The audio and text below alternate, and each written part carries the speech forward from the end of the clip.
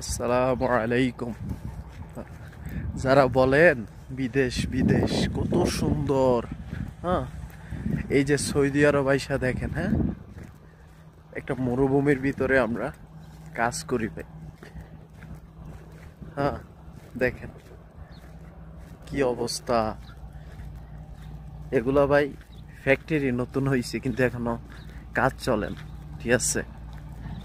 এই যে চারিদিকে শুধু মরুভূমি আর মরুভূমি।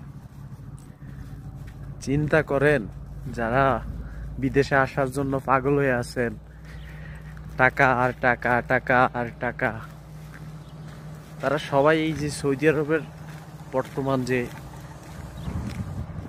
অবস্থা, আমার মনে হয় বিদেশ আসার আগে কয়েকবার মানুষ চিন্তা করা উচিত,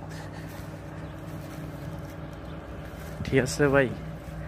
দেখেন এই যে সব মরুভূমি ভাই, পাহাড় মরুভূমি, এগুলাই চলে ভাই। এখানে শীত নাই, গরম নাই, কাজ করতেই হবে আপনার ভাই। আপনি অসুস্থ হইল, ওই অসুস্থ শরীর নিয়ে মালিকের কাজ করতে হবে, মালিকের কাজ করতে হবে ভাই। এই যে শীতের সকাল, ভোর 6টা বাজে উঠে আসছি, এখন দেখেন এই যে অবস্থা, ঠান্ডায় হাত পা চিপে আসতেছে ভাই। সব মরুভূমি ভাই, দেখেন কয়টা বাড়ি আছে, দুই একটা ফ্যাক্টরি দেখা যাবে, তা ওইগুলা বেশিরভাগ রানিং না। আর দেখেন এই যে নতুন রাস্তা হইতেছে, নতুন ফ্যাক্টরি হইতেছে, হয়তো এখান থেকে মানুষ অন্য জায়গায় চলে যাবে।